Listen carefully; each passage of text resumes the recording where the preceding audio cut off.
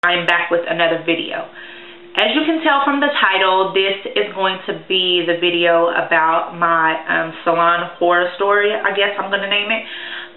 First of all, I know I told you guys on my search and destroy video that I was going to have my hair flat ironed, but it rained today, and I actually knew it was going to rain today last night because, you know, I checked the little forecasting, and there's no point in me flat ironing my hair and then get out and get my hair rained on because I have a lot of errands that I have to run today.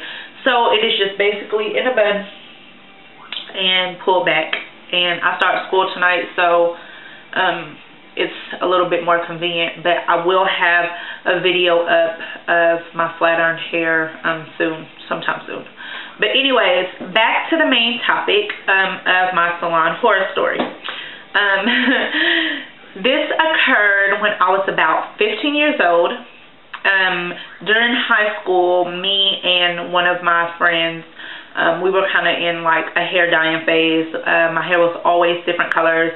It was nothing like drastic, like purples and pink and blue and all that, but it was just like changing between a light brown to a blonde to a auburn to a ginger to a, I mean, pretty much every hair color you've seen Keisha Cole with, I've had, except the red back and the blonde in the front.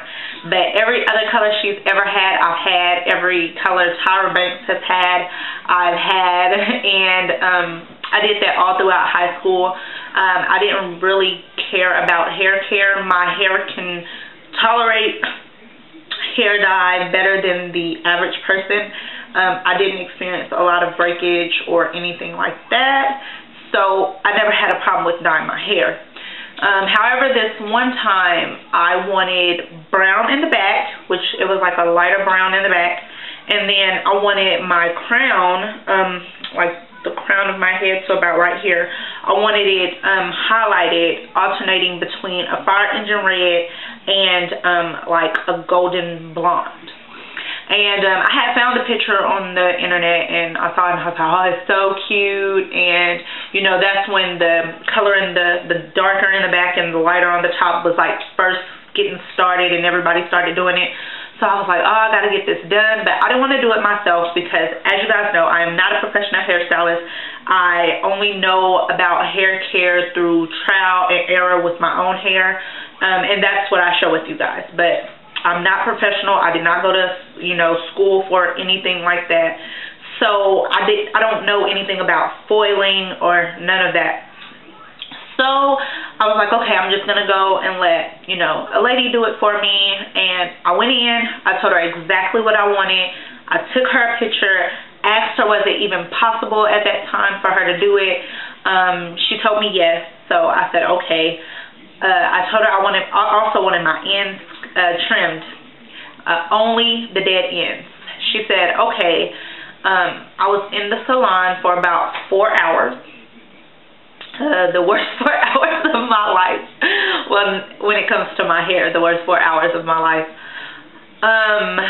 So we get started. You know, she does the highlighting process. I sit underneath the little, you know, the big dryer thing that kind of rotates around your head to heat, I guess, to help lift color. She washes it out, and she begins to blow dry my hair. And as I'm looking in the mirror, I'm not exactly happy because the red looks more like a burgundy, and the red that I wanted was like a fire engine red, kind of like a red crayon red. And the blonde was more of a brown than actual like gold. So I was like, okay. And she's like, well, you know, we couldn't lift it too much because we didn't want it to break and blah, blah, blah. And I was like, okay, but my whole head was already light brown, so I didn't think that the process of going from light brown to lifting it to the colors that I want should have been hard to obtain. But again, I'm not a professional hairstylist.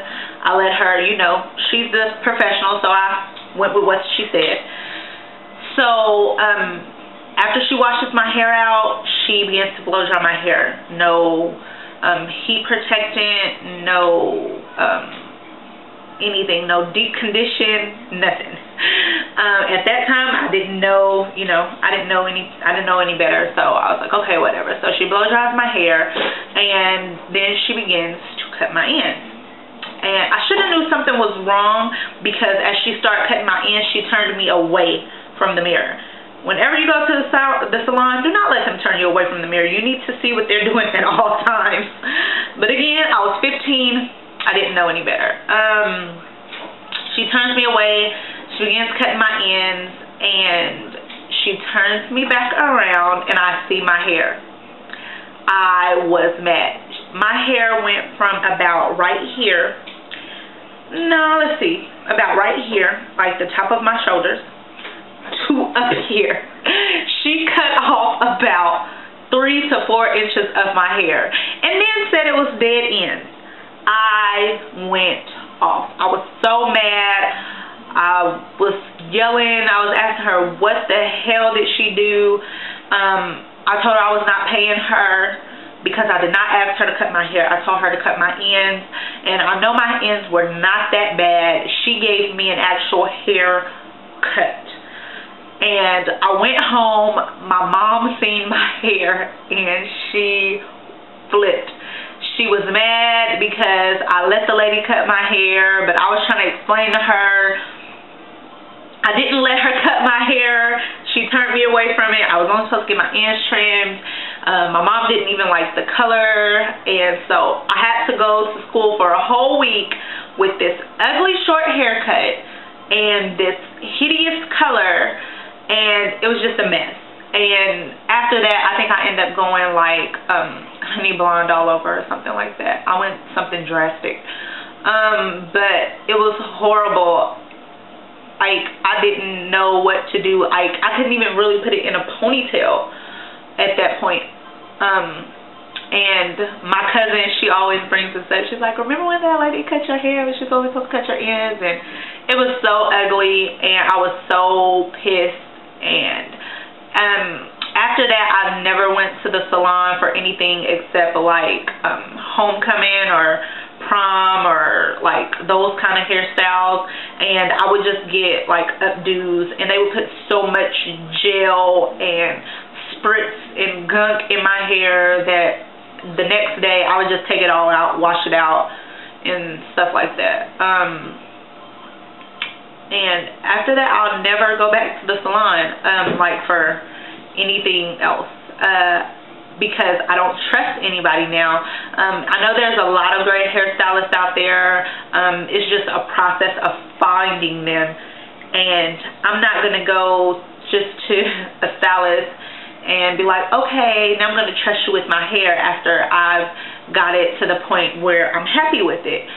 So that's why I cut my ends. I wash my hair. I do my own relaxers.